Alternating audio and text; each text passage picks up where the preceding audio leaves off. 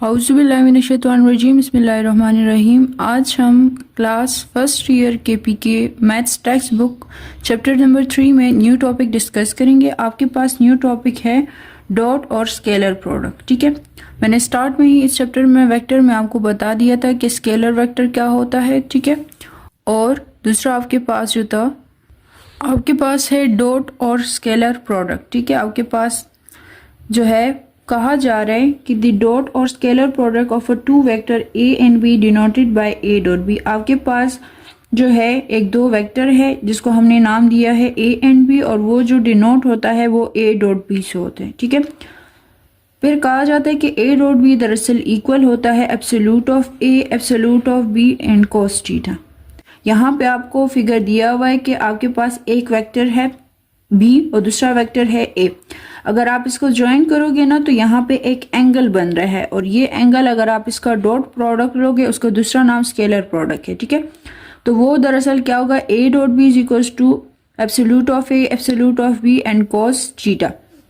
अब यहाँ पे कुछ क्वेश्चंस जो है वो आपको ए एंड बी वेक्टर दिया गया होगा और कहा जाएगा कि आपने एंगल फाइंड करना है। कुछ क्वेश्चन में एक एंगल और एक वेक्टर दिया गया होगा और कहा जाएगा कि दूसरा वेक्टर आप फाइंड करो। यहाँ पे एग्जांपल लिया है कि एब्सोल्यूट ऑफ ए आपके पास 2 है, एब्सोल्यूट ऑफ बी आपके पास 4 है, एंड आपके पास एंगल जो है वो 60 है। तो ये देखिए A dot B is equal to 3 multiply 4 into cos 60। Cos 60 जो है वो आपके पास 1/2 के इक्वल है, एंड 3 4s are 12। तो आप कैंसिलेशन के बाद आपके पास 6 आ जाएगा। तो आपके पास जो dot product A dot B है उसका आंसर क्या है, 6।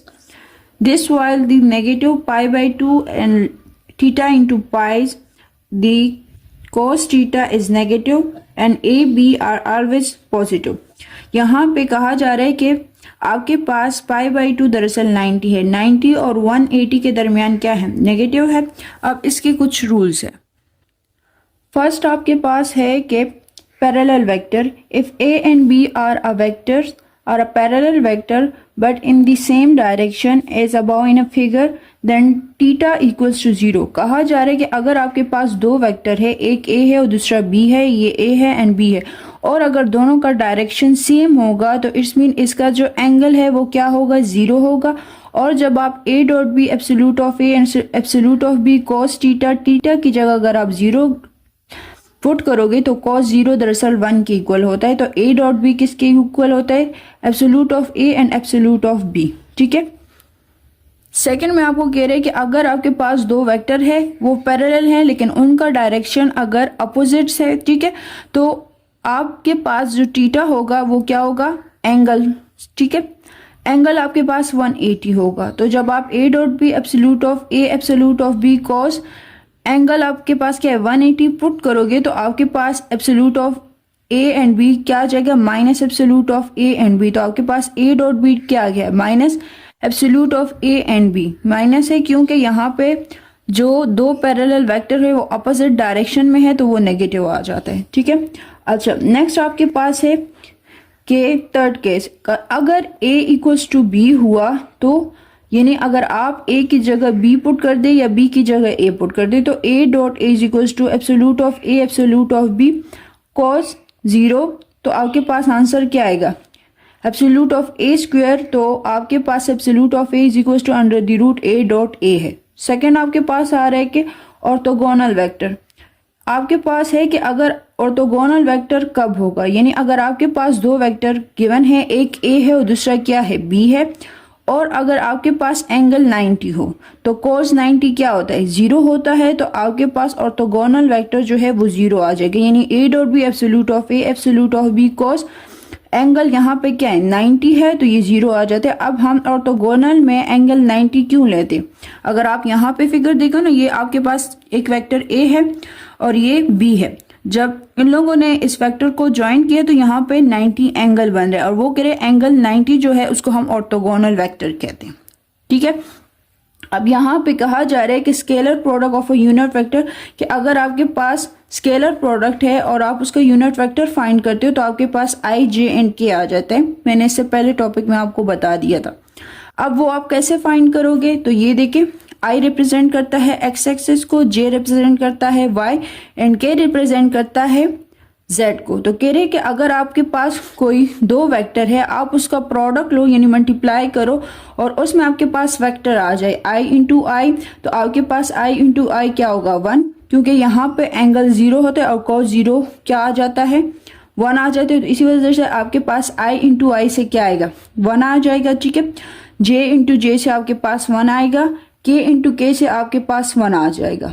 ठीक है, अब यहाँ पे कह रहे हैं कि अगर आपके पास i इंटू जे cos 90 है, अगर एंगल 90 है तो 0 आएगा, अगर j इंटू के है तो 0 आएगा, और अगर k इंटू आई है तो वो भी 0 आएगा। यानी सिंपल सी बात ये कि अगर आपके पास डॉट प्रोडक्ट, अगर आप उसका डॉट प्रोडक्ट है और आप उसका दो वेक्टर का प्रोडक्ट ले रहे हो ना, तो आपके पास i इंटू आई 1 के इक्वल होता है, j इंटू जे 1 के इक्वल होता है एंड k इंटू के 1 के इक्वल होता है। और अगर वेक्टर चेंज आ जाए यानी सेम ना हो तो वो डायरेक्ट 0 हो जाएगा। ठीक है, तो ये बात आप लोगों ने याद रखनी है।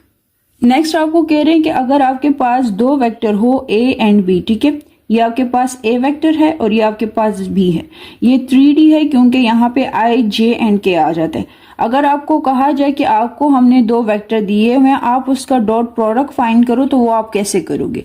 तो a डॉट b आपके पास है, a वेक्टर गिवन है तो a की जगह a का सारा वेक्टर लिख दोगे एंड b की जगह b का लिख दोगे। ठीक है, अब आप क्या करोगे, आपके पास फर्स्ट जो वेक्टर है वो है यहाँ पे रिप्रेजेंट किया गया है x1 इंटू आई।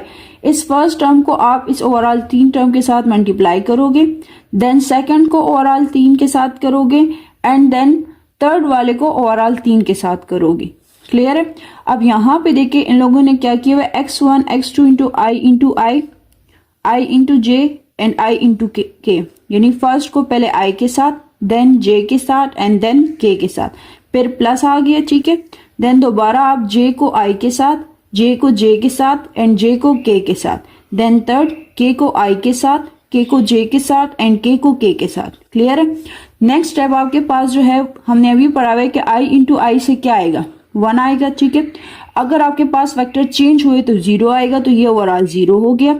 ये भी वेक्टर चेंज है तो ये 0 हो गया, ये वेक्टर चेंज है 0 हो गया, ये सेम है तो j इंटू जे से 1 आ जाएगा, ये चेंज है तो 0 आ गया। ठीक है, इसी तरह आपके पास नेक्स्ट जो है यहाँ पे सेम नहीं है तो 0, सेम नहीं है तो 0, सेम है तो 1, तो इसी वजह से यहाँ से आपके पास आंसर आएगा x1 x2 plus y1 y2 and plus z1 z2। तो आपके पास a डॉट b जो है ये आंसर आ गया। ठीक है, ये तो आपको यहाँ पे हर एक टर्म को मल्टीप्लाई करके आपको बताया गया है कि अगर i इंटू आई आया तो उसका आंसर क्या आएगा 1 है, और अगर j इंटू आई आई नहीं वेक्टर सेम ना हुआ तो वो 0 आएगा। ठीक है, इससे फर्दर कुछ एग्जांपल्स जो है वो हम डिस्कस करेंगे, लेकिन अगर आपको ये कंसेप्ट क्लियर हो गया है ना, और आपको कहा जाए कि आप a डॉट बी फाइंड करो यानी डॉट प्रोडक्ट उसका लो, तो आपको हर एक टर्म को मल्टीप्लाई करने की ज़रूरत नहीं है। ठीक है, अगर करना चाहते हो वेल एंड गुड, लेकिन वो क्यों? क्योंकि हमें पता है कि अगर दो वेक्टर सेम होंगे तो वो जो है 1 के इक्वल होंगे, और अगर वेक्टर सेम ना हुए, चेंज हुए यूनिट वेक्टर, तो आपके पास वो क्या होंगे 0। तो इससे बेहतर है कि आप जस्ट क्या करो, x i है तो उसको i के साथ कर लो, j को j के साथ कर लो एंड k को k के साथ कर लो। ठीक है, अब आपके पास यहाँ पे एक एग्जाम्पल है। एग्जाम्पल में आपको दो वेक्टर दिए गए हैं। ठीक है, एक आपके पास है कि 2i minus 3j plus 4k and B आपके पास है कि i plus 3j minus 2k। कह रहे हैं कि आप इसका डॉट प्रोडक्ट ले, तो आपके पास a डॉट बी क्या है, a वेक्टर भी मौजूद है और b भी मौजूद है, तो आप सबसे पहले तो वेक्टर लिख लो। ठीक है, अब यहाँ पे देखो, यहाँ पे लोगों ने आपको कंसेप्ट क्लियर करवा दिया है, लेकिन यहाँ पे वो हर एक टर्म को मल्टीप्लाई नहीं कर रहा। वजह क्या है? क्योंकि हमें पता है कि अगर दो वेक्टर चेंज हुए तो उससे आंसर 0 आएगा। क्लियर है? तो इन लोगों ने क्या किया हुआ है, i को i के साथ किया हुआ है, तो 2 1 2। ठीक है, i into I vector same है तो आंसर क्या आ गया 1। 3 इंटू 3 है तो 3 3 9। ठीक है, j इंटू जे से आपके पास क्या आएगा 1 एंड नेक्स्ट आपके पास है 4 into 2 4 2 8 plus minus minus and k into के से 1 आ गया। तो जब आप इसे मल्टीप्लाई एड एंड सब्ट्रैक्ट करोगे तो आपके पास -15 आंसर आ जाएगा। ठीक है, यहाँ पे आपके पास कुछ प्रॉपर्टीज है। एक आपके पास है कम्यूटेटिव, और दूसरा है डिस्ट्रीब्यूटिव प्रॉपर्टी कि आप कम्यूटेटिव प्रॉपर्टी का कैसे डॉट प्रोडक्ट लोगे और डिस्ट्रीब्यूटिव का कैसे लोगे। तो वो तो हमें पता है कि कम्यूटेटिव प्रॉपर्टी क्या है, A dot B is equal to B dot A. Distributive property आपके पास है A dot into B plus C equals to A dot B plus A dot C. Commutative property जो इजी है, A dot be in दोनों का product लोगे, फिर B dot ए का लोगे। अगर left hand side equals to right hand side आया तो इट्स मीन ये क्या कम्यूटेटिव प्रॉपर्टी है। अगर नहीं आया तो इट्स मीन ये कम्यूटेटिव प्रॉपर्टी नहीं है। डिस्ट्रीब्यूटिव प्रॉपर्टी में क्या करोगे, सबसे पहले तो बी प्लस सी दो वेक्टर को प्लस करोगे, देन उससे जब आंसर आएगा उसका ए वेक्टर के साथ डॉट प्रोडक्ट लोगे। इसी तरह राइट हैंड साइड में ए डॉट बी का डॉट प्रोडक्ट लो, बी डॉट सी का डॉट प्रोडक्ट लो और इन दोनों को प्लस करोगे तो आपके पास left hand side is equal to right hand side आ जाएगा। नेक्स्ट है कि direction, angle and a direction cosine of a vector. ठीक है, कहा जा रहा है कि आप एक एंगल का जो डायरेक्शन है वो कैसे फाइंड करोगे। तो यहाँ पे कह रहे let x is equal to X I plus Y J plus Z K is non zero vector. आपके पास एक r जो है, अब r क्या है ये मैं आपको फर्दर फिगर में समझाती हूँ। ठीक है, अल्फा बीटा एंड गेमा be the angle which is the vector of r making in the positive direction of a coordinate x is 0 to pi and. ठीक है, अब यहाँ पे आपको कहा जा रहा है कि दरअसल आपके पास एक कोऑर्डिनेट है लेकिन वो 3D में है। ठीक है, जिसमें आपके पास एक x एक्सिस होता है, दूसरा y एंड तीसरा z एक्सिस होता है। ठीक है, तो यहाँ पे दरअसल आपके पास अगर 3D में एक कोऑर्डिनेट्स आ गया है, ठीक है, एक शेप 3D में मौजूद है, जैसे कि यहाँ पे एक बॉक्स है ये 3D में है। ठीक है, तो यहाँ पे आपके पास तीन एंगल बनते, एक है अल्फा, ये सारा का सारा बीटा है और ये सारा का सारा क्या है, गेमा है। अब वो कह रहे कि इस कोऑर्डिनेट पे हमने एक पॉइंट P लिया हुआ है जो आपके पास क्या है एक्स वाई जेड, और उसको हम O को P से ज्वाइन किए तो इस लेंथ को इन्होंने क्या नाम दिया R, और वो R equals to X I plus Y J and plus Z K है। ठीक है, अब कहा जा रहा है कि आपसे पूछा जाएगा कि आप हमें कोस अल्फा फाइंड करके दे, कोस बीटा फाइंड करके दे, कोस गेमा फाइंड करके दे। तो वो क्या है कि कोस अल्फा का जो फॉर्मूला है वो है x divides absolute of r, और एब्सोल्यूट ऑफ r जो है आप लोगों ने पढ़ा हुआ है मॉडुलस या मैग्नीट्यूड जो आपके पास है under the root X square plus Y square plus Z square. अगर b आ जाए तो y बाय r होगा, और अगर r अल्फा बीटा गेमा, अगर गेमा आ जाए तो z बाय r होगा। ठीक है, अब यहाँ पे कह रहे कि दरअसल आपके पास अल्फा इन लोगों ने x क्यों लिया हुआ है, y क्यों नहीं। तो दरअसल बात ये है कि ये अल्फा जो है ना ये एंगल x एक्सिस पे बन रहा है, और बीटा पे जो एंगल बन रहा है इन लोगों ने इसको बीटा नाम दिया और वो y एक्सिस पे लाई कर रहे हैं। ठीक है, ये y axis. And third one जो है वो आपके पास क्या है, गेमा। गेमा जो है वो z एक्सिस पे है, क्योंकि अगर आप ये ओवरऑल जाओगे इस तरह ना तो ये z एक्सिस पे आके रुक जाता है। तो इसी वजह से अल्फा बीटा गेमा ये तीन चीजें जो है आपको पता होनी चाहिए, और अगर आपसे पूछा जाए तो आप उसे सॉल्व कर पाओ। ठीक है, यहाँ पे थ्योरम है कि alpha beta gamma are the direction of angle of a vector r and cos square alpha cos square beta cos square gamma equals to 1, ये 1 के इक्वल है। अब ये प्रूव करना है तो cos अल्फा आपके पास क्या है x divided by under the root X square plus Y square plus Z square. cos beta आपके पास y divided by absolute X square plus Y square plus Z square है, एंड गेमा आपके पास z divided by under the root X square plus Y square plus Z square. तो आप putting करोगे cos square alpha की जगह आप ये पुट कर दोगे, cos स्क्वायर बीटा की जगह ये आ जाएगा एंड cos स्क्वायर गेमा की जगह ये आ जाएगा। स्क्वायर है तो ये under the root cancel out हो जाता है। आप इसका एलसीएम लोगे तो आपके पास X square plus Y square plus Z square divide X square plus Y square plus Z square, ये दोनों कैंसल आउट होके इक्वल्स टू 1 आंसर आ गया। ठीक है, तो ये कहते हैं कि ये आपके पास ये थ्योरम जो है वो करेक्ट है, क्योंकि left hand side is equals to right hand side आ गया। एग्जाम्पल में कह रहे if the direction of a cosine of a vector P Q. ठीक है, कहा जा रहा है कि आपके पास find the direction of a cosine, कह रहे कि आपने कोसाइन का डायरेक्शन फाइंड करना है और हमने आपको दो वेक्टर दिए हुए। अब फर्स्ट वन p है और सेकंड वन क्या है, q है। ठीक है, अब यहाँ पे दरअसल इन लोगों ने p एंड q पॉइंट दिया हुआ है, ओवरऑल लेंथ नहीं दिया हुआ। तो आप क्या करोगे कि p q is equals to O Q minus O P. O Q आपके पास जो है वो है माइनस आई प्लस 6j प्लस 2 के, एंड ओ पी आपके पास है 4i प्लस 8j माइनस 3 के। पुटिंग करोगे आप i को i के साथ जो है एड एंड सब्ट्रैक्ट करोगे, जे को जे के साथ करोगे एंड के को के साथ करोगे तो आपके पास पी क्यू जो है वो है -5i -2j + 5k। ये आपके पास वो पी क्यू वेक्टर का लेंथ आ गया। अब नेक्स्ट क्या कह रहे हैं कि आपने direction of a cosine find करना है। अब डायरेक्शन ऑफ अ कोसाइन आपके पास कितने डायरेक्शन ऑफ अ कोसाइन, आपके पास मैग्नीट्यूड ऑफ पी क्यू आया है = √x² + y² + z²। आपने अभी पी क्यू जो है वेक्टर फाइंड किया हुआ है। आपके पास x जो था वो -5 था, y आपके पास -2 था एंड z आपके पास 5 था। इसको मल्टीप्लाई करोगे, ऐड करोगे, आपके पास आएगा √554 फर्दर इसे सॉल्व करोगे तो आपके पास आएगा 3/√6। अब वो कह रहे कि direction of a cosine find करो तो आपके पास cos alpha x divided by absolute of P Q है। x आपके पास क्या है -5, पी क्यू आपके पास है 3/√6। cos beta y y divides p by Q है, y आपके पास -2 है और एब्सोल्यूट ऑफ पी क्यू 3 × √6 है। cos गेमा जो है z आपके पास 5 है डिवाइड्स पी क्यू आपके पास है 3/√6 और ये आपके पास तीनों डायरेक्शन जो है कोसाइन के वो फाइंड हो गए। डायरेक्शंस, नंबर्स और डायरेक्शन रेशियोज। ठीक है, कह रहे हैं कि position of a vector OP the point of P in the term of unit XYZ। आपके पास एक पोजीशन वेक्टर है और वो आपके पास पॉइंट जो है XYZ है। X जो शो करता है वो I को, Y J को शो करता है एंड Z K को शो करता है।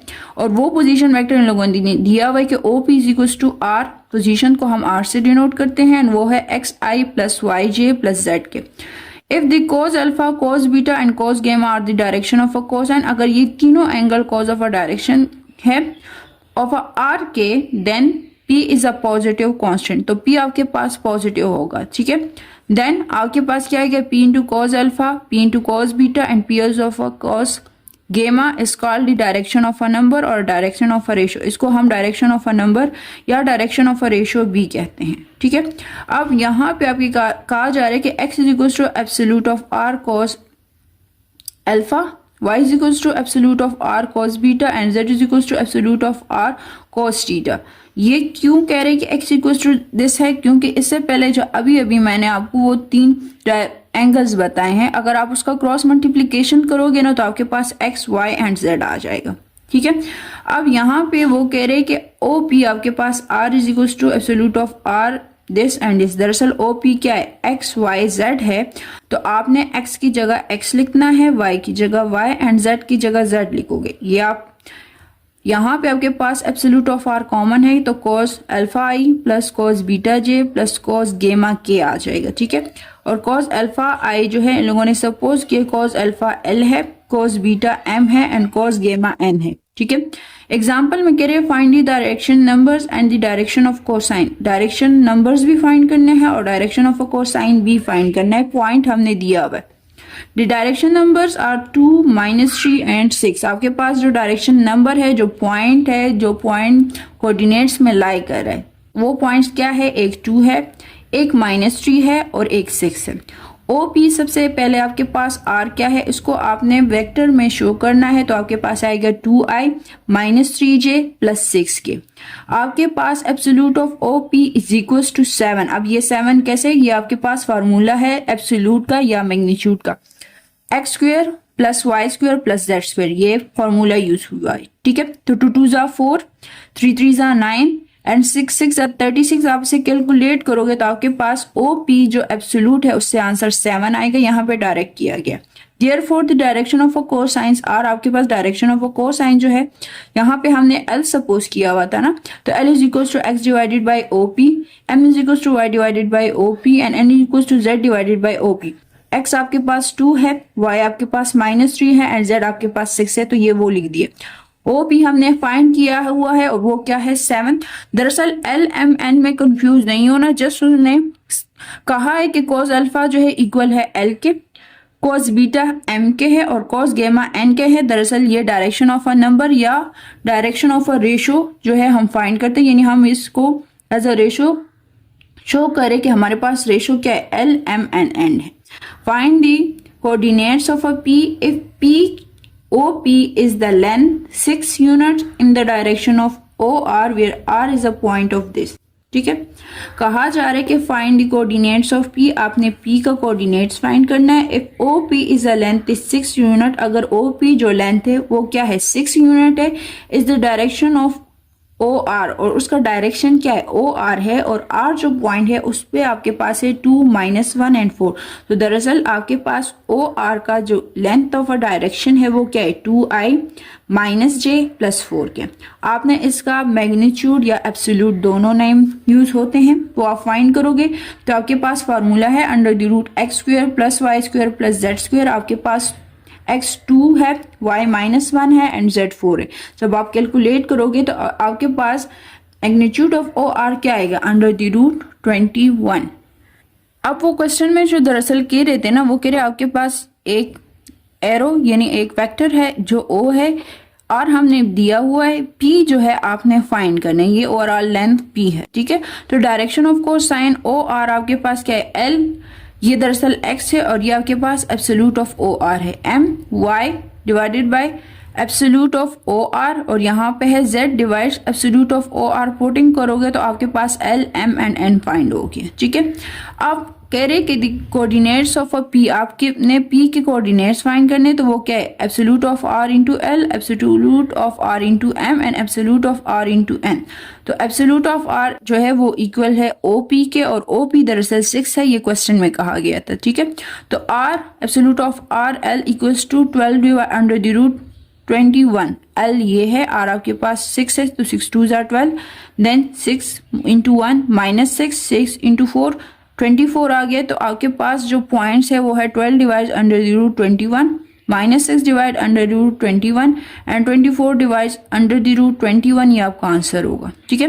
नेक्स्ट एग्जांपल कह रहे कि vector of v is including a 60 angle to the OX is 45 angle to the OY, ठीक है। Find the including of OZ, आपने OZ फाइंड करना है, एंड एब्सोल्यूट ऑफ V जो है वो 12 है। Express that V is equals to XI + YJ + Z के। यहाँ पे कह रहे कि दरअसल फर्स्ट एंगल जो है वो 60 है, देन 45 है, और लास्ट वन हमें पता नहीं है। तो ये अल्फा हो गया, ये बीटा, और Z क्या है गेमा, जो हमें नहीं पता। तो आप क्या कहोगे L is equals to cos alpha, alpha क्या है 60 है, M is equals to cos beta, beta आपके पास 45 है। कैलकुलेट करोगे तो आपके पास L भी आ जाएगा एंड M भी आ जाएगी। N जो है वो हमें फिलहाल नहीं पता है, ठीक है। तो आपके पास है L² + M² + N² equals to 1। ये L M N क्या है, L जो है ये cos अल्फा है, ये cos बीटा है, और ये cos गेमा है, ठीक है। तो यहाँ पे आपके पास L वैल्यू भी है, M भी है, N नहीं है, तो आप इसे अरेंज करोगे, पुटिंग करोगे, ये पुटिंग हुआ है, ठीक है। तो आपके पास N आ जाएगा। तो दरअसल cos गेमा जो है वो है +-1/2। The show that V is including of OZ is 60 और 120। Now L M N N जो है वो फाइंड हो गया, L भी फाइंड हो गया, M भी फाइंड हो गया, और N जो है वो भी फाइंड हो गया। तो V जो आपने सपोज किया हुआ था क्वेश्चन में X, Y एंड Z, तो X भी फाइंड हो गया, हमने लिख दिया, Y भी फाइंड हो गया, हमने लिख दिया, एंड Z भी लिख दिया। तो आपके पास जो है V, अब क्या absolute of V vector, absolute आप इसका एब्सोल्यूट लोगे तो x का स्क्वायर, y का स्क्वायर एंड z का स्क्वायर, तो इससे आंसर 12 आएगा। और ये V वेक्टर जो है ये आपके पास ऑलरेडी मौजूद है, तो इसे लिख लोगे, मल्टीप्लाई करोगे तो आपके पास V जो है वो फाइंड हो जाएगा। नेक्स्ट कह रहे हैं कि आपको अगर कहा जाए कि angle between a two vector, अगर आपके पास दो वेक्टर है और आप उसका एंगल फाइंड करो, तो वही फार्मूला है A.B equals to absolute of A absolute of B cos theta. आप जो है एंगल फाइंड करें तो cos theta is equals to A.B divided by absolute of A and B, ठीक है। तो इससे आप जो है एंगल फाइंड कर सकते हो। अच्छा, एग्जाम्पल नंबर 19 आपके पास है कि एंगल फाइंड करिए, OP भी गिवन है, OQ भी गिवन है। तो आपके पास फार्मूला जो है cos theta is equals to OP into OQ divided by absolute of OP and OQ। OP और OQ तो आप एज इट इज लिख लोगे, OP का आपने एब्सोल्यूट लेना है और OQ का भी लोगे, तो आपके पास एंगल फाइंड हो जाएगा। Find the value of T such that the vector, आपके पास गिवन है दो वेक्टर है लेकिन उसमें आपने T फाइंड करना है, और वो एंगल क्या ऑर्थोगोनल है, ठीक है। तो A वेक्टर आपके पास ये है, ये आपके पास B है, A and B are orthogonal. अगर ऑर्थोगोनल है तो A.B क्या होना चाहिए, 0 होना चाहिए। तो आप क्या करोगे, इसका डॉट प्रोडक्ट लोगे, तो 2 × 3 करोगे तो 2 3 = 6, I1 × 2 करोगे तो इससे आपके पास -2t आ जाएगा, ठीक है, एंड ये 0 आ जाएगा। तो -2t = -6t = 3। Projectile of one vector on another, यहाँ पे प्रोजेक्शन, ठीक है, प्रोजेक्शन, सॉरी प्रोजेक्टाइल नहीं है, प्रोजेक्शन है। Let A and B be the two vector, अगर आपके पास दो वेक्टर है और एक एंगल है बिटवीन द शो दैट, अगर आप, और वो एंगल कहाँ पे लाई करे, 0 और पाई यानी 0 और 180 के दरमियान है, then A C is a perpendicular to O B. इसका फिगर नेक्स्ट पेज पे है। कह रहे हैं कि ए सी जो है उसका परपेंडिकुलर क्या है, ओ बी है, तो ओ सी जो है वो क्या है, प्रोजेक्शन है किसका, ए ऑन बी का। अब फिगर देख के कह रहे कि ओ बी एक लेंथ है और ए सी जो है वो क्या है, एक बाइसेक्टर है जो 90 का एंगल बना रहा है, ठीक है। तो ए ऑन बी, ए का जो प्रोजेक्शन है वो बी पे होता है और बी का जो प्रोजेक्शन है वो ए पे होता है, ठीक है। तो यहाँ पे लिखा हुआ है, अब ये स्टेटमेंट जस्ट याद रखोगे। In the given projection A on B, A dot B divide B, अगर कहा जाए कि उसका प्रोजेक्शन जो है वो ए ऑन बी है, तो आपके पास फॉर्मूला क्या होगा, A dot B divide absolute of B. और अगर कहा जाए बी ऑन ए, तो A dot B divides A होगा, ठीक है। तो ये याद रखना है। उसका आसान तरीका ये कि अगर ए ऑन बी आ गया तो डिवीजन में क्या होगा, बी होगा, और अगर बी ऑन ए आ गया तो डिनोमिनेटर में बी होगा, ठीक है। एग्जाम्पल नंबर 21 में क्या हमने आपको प्रोजेक्शन दिया हुआ है, दो प्रोजेक्शन है, एक ए है दूसरा बी है, ठीक है। देन वो कह रहे हैं कि आपने projection A on B find करें, तो आपके पास A dot B divides B है, ए डॉट बी ये दो वेक्टर लिख दोगे, एब्सोल्यूट ऑफ बी का तो आपको पता है, ठीक है, अभी तो क्लियर हो चुका होगा। तो आप इसमें वैल्यू पुट करोगे, आपके पास आंसर आ जाएगा, ठीक है। Work done of the constant force, अब वर्क डन दरअसल आपके पास क्या है, W is equals to F dot S, और डॉट प्रोडक्ट में दरअसल हम क्या लेते हैं, कॉस थीटा, तो आपके पास W is equals to F S equals to cos theta, ठीक है। तो यहाँ पे एक क्वेश्चन है कि फाइंड द वर्क डन, आपने वर्क डन फाइंड करना है in moving of the object. आपके पास मूविंग ऑफ ऑब्जेक्ट दो वेक्टर है, एक फोर्स है और एक एस डिस्टेंस है, तो वो दिया हुआ है। तो एफ आपके पास क्या है, 3i प्लस 2j प्लस के, एंड एस आपके पास है 9i माइनस जे प्लस के। तो आपके पास फार्मूला क्या है, W is equals to F dot S, F की जगह एफ फैक्टर एंड एस की जगह एस फैक्टर। इसका डॉट प्रोडक्ट लोगे तो आपके पास जो आंसर आएगा वो 26 आएगा, और यहाँ पे आपके पास थीटा जो है वो 0 है, तो cos 0 1 के इक्वल होते हैं। तो आपके पास वर्क डन जो है वो फाइंड हो गया। उम्मीद है कि आपको ये टॉपिक समझ आ चुका होगा। अब इससे रिलेटेड जो एक्सरसाइज के क्वेश्चन है इंशाल्लाह फिर वो नेक्स्ट लेक्चर में डिस्कस करेंगे। Thank you so much.